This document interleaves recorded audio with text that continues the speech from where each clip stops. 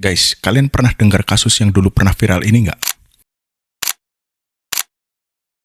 Jadi, ada sejumlah buruh di sebuah pabrik asal Korea terpaksa harus memakai popok dewasa saat bekerja. Dari pihak perusahaan, emang nggak nyuruh karyawannya wajib menggunakan popok. Tapi, dari sistem kerja yang mereka bikin, memaksa para buruh susah banget buat izin ke toilet sebentar.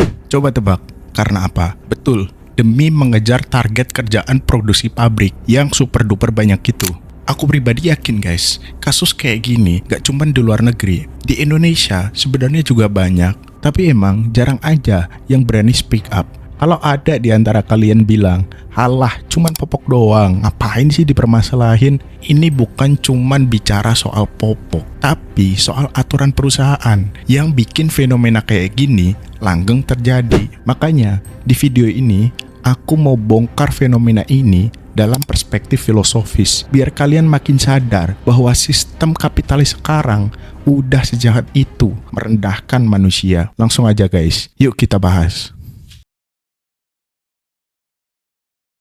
Seperti yang aku bilang di awal, kasus para buruh pabrik terpaksa memakai popok saat kerja ini bukanlah mitos omong kosong. Pada tahun 2016, Oxfam Amerika merilis laporan investigasi berjudul No Relief. Mereka mewawancarai puluhan buruh di 4 pabrik raksasa pengolahan ayam di Amerika Serikat. Hasilnya, buruh di sana seringkali ditolak saat meminta izin ke toilet. Seorang buruh bernama Dolores memberi pengakuan, dia dan banyak buruh lainnya terpaksa memakai popok setiap hari. Bahkan buruh lainnya ada yang sampai mengaku terpaksa kencing dan buang air besar di celana saat bekerja. Mereka tidak sanggup lagi menahan panggilan alam tubuhnya saat kerja. Data survei juga sangat jelas guys. Oxfam menyurvei 206 buruh di Alabama. Sekitar 80% dari mereka mengaku tidak bisa menggunakan toilet pabrik. Di wilayah Minnesota, 86% buruh hanya mendapat izin ke toilet kurang dari 2 kali dalam sepekan. Pusat Pengendalian dan Pencegahan Penyakit Amerika Serikat atau CDC juga membenarkan data ini. 1 dari 3 buruh di pabrik potong ayam di Minnesota tidak mendapat jatah ke toilet sama sekali dalam seminggu kerja. Alasannya sangat mekanis. Jika satu buruh pergi ke toilet, posisinya harus diganti orang lain. Mencari pengganti bisa memakan waktu, atau penggantinya emang gak ada. Satu-satunya waktu luang mereka hanya saat istirahat makan siang selama 30 menit. Buruh akhirnya memilih menahan minum sepanjang hari, atau yang paling logis, ya terpaksa memakai popok. Praktik ini juga terjadi di industri makanan. Pada tahun 1995, puluhan buruh perempuan pabrik Nabisco di California mengajukan gugatan ke pemerintah setempat. Alasannya, manajer pabrik melarang keras mereka menggunakan toilet. Para buruh perempuan terpaksa memakai popok dan akhirnya menderita infeksi kandung kemih. Nah, kasus kali ini di Honduras guys. Dulu kasus ini ramai banget diberitain di berbagai media pada tahun 2013.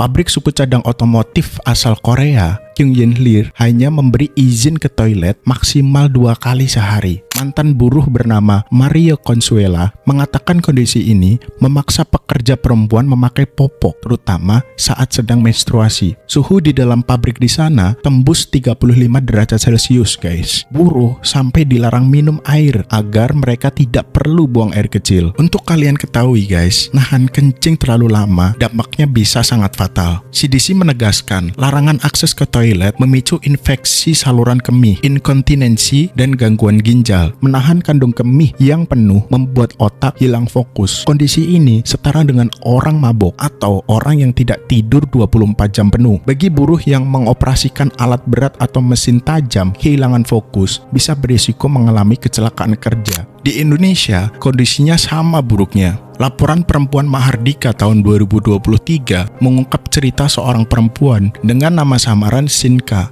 Sinka adalah seorang buruh pabrik garmen di Sukabumi. Sinka ditargetkan menyelesaikan lebih dari 130 potong baju per hari. Target ini membuat dia tidak bisa ke toilet atau sekedar minum air. Bahkan, Sinka dan teman-temannya kerap memotong jam istirahat atau tidak istirahat sama sekali demi menghindari amukan atasan.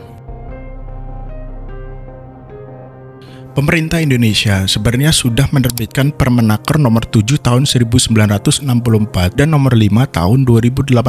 Aturan ini mewajibkan pengusaha menyediakan 6 toilet untuk setiap 100 buruh. Toilet harus terpisah antara laki-laki dan perempuan, bersih, punya sirkulasi udara baik, dan rasio jumlahnya wajib berubah setiap kelipatan 40 pekerja. Realitas di lapangan sangat kontras. Pada tahun 2022 lalu, Serikat Industrian Global Union pernah melaporkan ketersediaan hanya 3 toilet untuk 2.500 pekerja tambang di kompleks IMIP Morowali. Dengan rasio sekecil itu, buruh hanya punya waktu beberapa menit per hari untuk menggunakan toilet. Masalah terbesarnya ada di sistem kontrol pabrik. Izin ke toilet sepenuhnya dipegang oleh pengawas produksi. Buruh harus mengangkat tangan, menunggu izin, dan berharap ada buruh pengganti. Pengawas sering mengabaikan permintaan ini atau mengancam buruh. Pengawas biasanya berkata, buruh boleh ke toilet, tapi setelah itu langsung pergi ke HRD untuk diproses pemecatan. Undang-Undang Nomor 13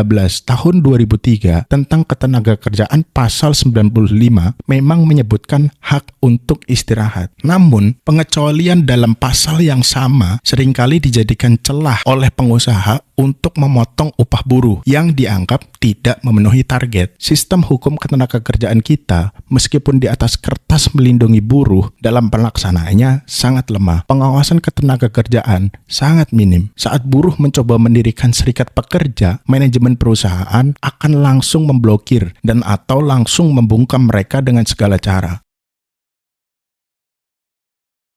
Untuk memahami mengapa fenomena ini bisa terjadi, mengapa orang dewasa dalam kondisi sehat harus memakai popok seperti bayi, kita perlu menarik napas sejenak dan meninjau dari perspektif filosofis. Seorang filsuf Hungaria bernama Georgi Lukács dalam karyanya yang berjudul History and Class Consciousness memperkenalkan konsep reifikasi. Secara harfiah, reifikasi berarti pembendaan. Dengan kata lain, proses mengubah manusia menjadi benda. Dalam sistem kapitalisme lanjut, relasi antar manusia tidak lagi sebagai relasi sosial, melainkan berubah menjadi relasi antar benda. Terus, apa hubungannya dengan buruh yang harus memakai popok? Semuanya berhubungan, guys. Jadi gini, dalam sistem produksi kapitalis, buruh adalah komoditas. Tenaga kerja mereka dibeli oleh pemilik modal. Di atas kertas, yang dibeli adalah waktu dan tenaga. Tapi, dalam praktiknya, yang dibeli adalah seluruh ekstensi biologis buruh selama jam kerja. Lukács menjelaskan bahwa reifikasi terjadi ketika proses produksi